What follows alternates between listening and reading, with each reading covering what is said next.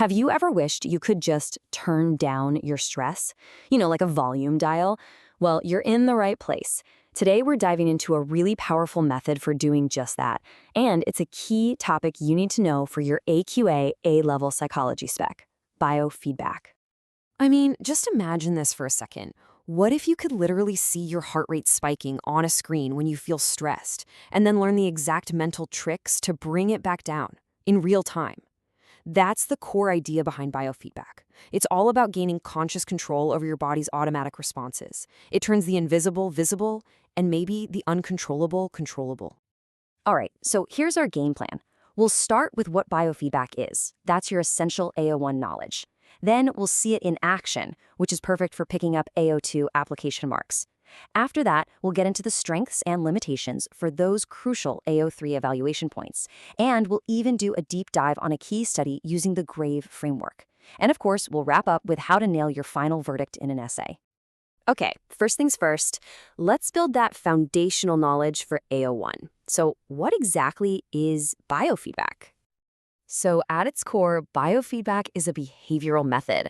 It uses technology to literally show you what's happening inside your body, things you normally don't think about, like your heart rate or how tense your muscles are.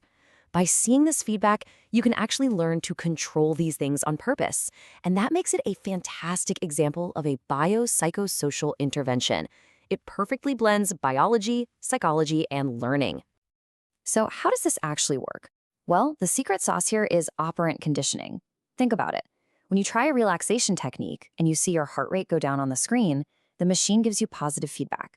Maybe it's a nice calming sound or a green light. That's your reward, your reinforcement. And that makes you more likely to do that exact same thing again. You're literally training your brain to take control of your body. For your exams, there are three main types you'll want to have in your back pocket. First up is EMG, or electromyographic biofeedback. It measures muscle tension, and it's brilliant for things like tension headaches. Then you've got SCR, or skin conductance response. This one measures sweat, so it's super sensitive to emotional stress. And finally, HRV, which is heart rate variability. It looks at the tiny gaps between your heartbeats, and a higher HRV is a great sign of good stress resilience. The whole training process follows 4 pretty clear stages. First, you just become aware of how stress is showing up in your body. Then, you start learning skills, like deep breathing, and you see which ones actually work for you. Next comes control, practicing until you can change your body's response whenever you want.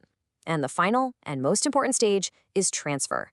That's where you take these skills out into the real world and use them without needing to be hooked up to a machine. Okay, so we know what it is. Let's move on to the how. This is where we're going to build up our AO2 application marks. How does biofeedback actually get used in the real world? Let's use an example that's probably pretty close to home: A-level exam stress. Imagine being hooked up to an SCR machine that measures sweat. As soon as you start thinking about your exam, you see the signal spike. But then you use a breathing technique you've learned, and you literally watch that signal drop back down. This gives you concrete proof that you can control your anxiety, which is a massive confidence booster for the real thing. And it's not just for stress. It's also about hitting peak performance. Elite athletes, like gymnasts or archers, often use HRV biofeedback to get into a state of calm focus. By learning to increase their heart rate variability right before a big competition, they can manage that performance anxiety and really dial in their precision. It just goes to show how powerful it can be. Now, this bit is absolutely crucial if you're aiming for those top marks. You have to make synoptic links. First, the easy one. Connect it straight back to the behaviorist approach. Biofeedback is a perfect real-world example of operant conditioning in action. Second, you have to link it to stress physiology. When you use biofeedback to calm down, you are directly influencing your sympathetic nervous system and that whole fight-or-flight response. Making these links shows the examiner you have a much deeper understanding of the whole spec. All right, on to the all-important AO3 evaluation. It's not enough to know what biofeedback is and how it works. You have to critically assess it. Let's weigh up the good and the bad. So on the plus side, well, it gives you objective feedback, which is really motivating. It's also non-invasive with basically no side effects, and there's a good chunk of research that supports it. But it's definitely not perfect. It can be super expensive and time-consuming because you need special equipment and a trained therapist. Some people also find it really hard to transfer the skills to real life without the machine. And some critics argue that the benefits might just be down to simple relaxation or even a placebo effect. We'll get back to that. To really nail your AO3, you need to be able to evaluate the key studies. So let's take the classic 1973 Budzinski study and put it under the microscope using our GRAVE framework. Okay, let's break this down. G for generalizability? It's a bit limited. The sample was small and pretty specific, just adults with tension headaches. R for reliability? It's high. They used a standardized procedure, which means it's easy for other researchers to replicate. A for applicationability, definitely strong. This study is key evidence for using EMG to treat tension headaches. V for validity, pretty good actually. They used control groups, which helps rule out things like the placebo effect and boosts that internal validity. And finally, E for ethics, it's very sound. It's non-invasive and it teaches people valuable coping skills.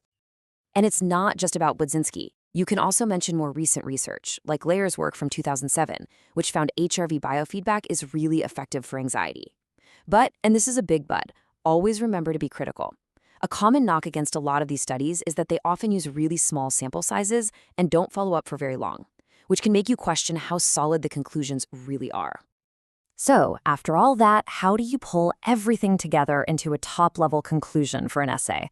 Let's figure out the final verdict. Here is the absolute key point you need to make in your conclusion. Biofeedback is not a magic bullet. It is a useful but very specialized tool. It can be incredibly effective for some people in some situations, but it's not the first-line, go-to treatment for every single person who feels stressed. So, to wrap up your essay, what do you say? Start by highlighting how it brilliantly bridges biological and behavioral psychology. Definitely emphasize that it teaches real valuable self-regulation skills. But then you have to balance that by acknowledging its practical limits, the cost, and the time. A top-band answer will always frame it as one powerful tool in a much wider biopsychosocial toolkit, not as a standalone cure. And that leaves us with one final question to chew on. Is biofeedback just a high-tech placebo, where it's our belief in the fancy machine that's doing all the work? Or is it a genuinely powerful tool that gives us this unique ability to regulate our own biology? Well, the evidence seems to point more towards the latter. But that debate, well, that's exactly what makes psychology so interesting, isn't it?